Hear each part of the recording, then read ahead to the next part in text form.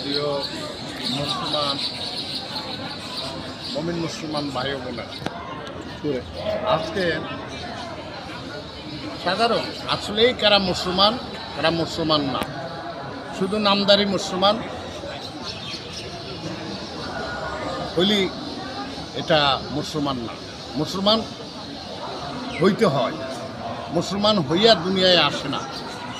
মানুষ রূপে জন্ম নিয়ে আসে, প্রত্যেকটা মায়ের গর্ভের থেকে যখন আসে তখন সে মানুষ। এখন মানুষ হইলেই তার ধর্ম বা ইসলাম সম্পর্কে অবগত না।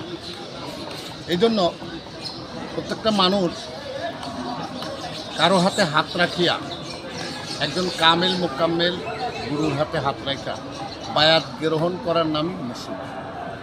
এক কথায় আত্মসমর্পণকারী হলো মুসলমান, অন্যথায় শুধু নামদারি মুসলমান না। কতিপয় লোকজন পীরের বাড়ি যাওয়ার পরেই নিজেই পীর সেজে গেছে। আসলে তারা গুরুর আদর্শ সম্পর্কে তাদের জানা নেই, গুরুর আদেশ নির্দেশ তারা মানে না।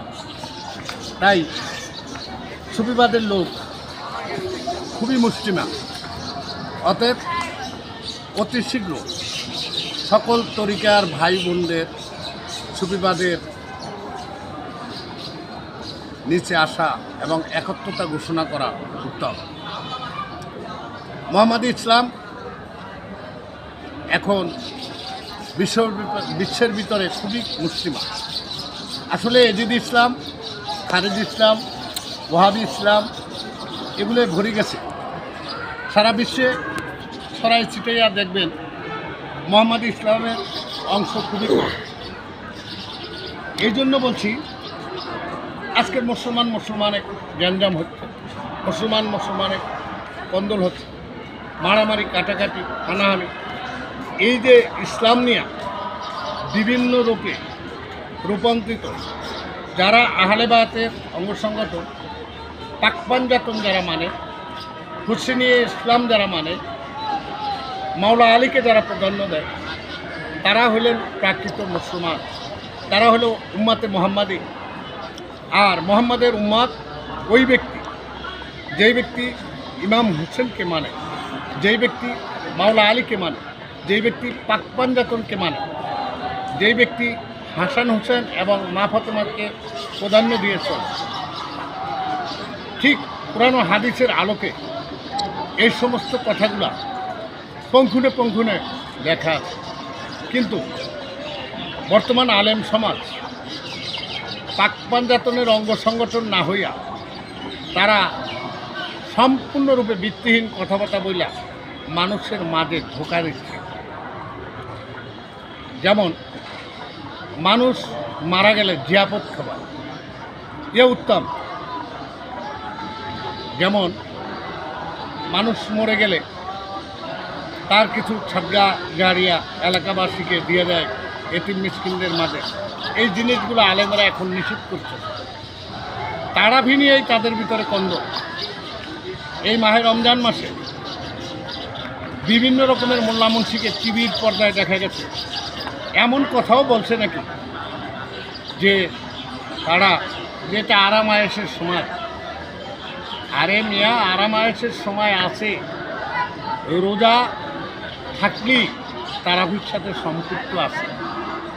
যদি ওরকম ধরনের রোজা থাকে, রোজা তার মূল কাহিনীগুলো আল্লাহ রাসূলের সঙ্গে সংযোগ স্থাপন করা। তাই আমি আপনাদেরকে বলবো, আপনারা যারা এখনও আহলে বায়াতের পক্ষে আসেন না, অলিদের জীবনীগুলো পড়েন, অলি আল্লাহর জীবনী পড়েন, বিভিন্ন রূপে আপনারা জানতে পারবেন। ধর্মীয় বইগুলো পড়েন, যেই বইগুলোর ভিতরে আহলে বায়াতের সংযুক্ত। ঠিক বড় বড় অলিদের জীবনী পড়লে, যেমন তাজকিয়াতুল আউলিয়া পড়লে আপনি বুঝতে পারবেন। তাফসিরে মারিফুল কোরআন পড়েন, বিভিন্ন কোরআন দর্শন পড়েন, তখন আপনারা কিছু তরিকার সম্বন্ধে বুঝতে পারবেন। তরিকা মানি লোক দেখানো না, তরিকা আল্লাহর সঠিক ইবাদত করা এবং গুরুর সঙ্গে এমনভাবে সংস্পর্শ রাখা যেমন আল্লাহর নবীর সঙ্গে রাখছে, আল্লাহর নবী আল্লাহর সঙ্গে সংস্পর্শ, ঠিক তদ্রূপ ওই ব্যক্তি গুরুর উপযুক্ত যেই ব্যক্তি নিজে জালালান শরীফ নিজে পড়তে পারে এবং অন্যকে অর্থ সহ বুঝিয়ে দিতে পারে, উনি একজন পীরের সমতুল্য। জ্ঞানীর কাছে বুদ্ধি নেবেন, এমন লোকের কাছে বুদ্ধি নেবেন না যে লোক নিজেই জ্ঞানী না।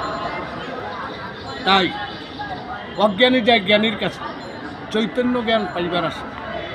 আমার এই কথাগুলো যদি ভালো লাগে, আমি দরবেশ মোহাম্মদ আনোয়ার হোসেন, আমার ফেসবুকে যত ভাই বোনেরা আছেন আপনারা আমার এই চ্যানেলের পাশে থাকবেন, আমার ইউটিউবের পাশে থাকবেন, তাহলে সামনে আপনাদেরকে সুন্দর সুন্দর কথাগুলি আমি উপহার দিতে পারব।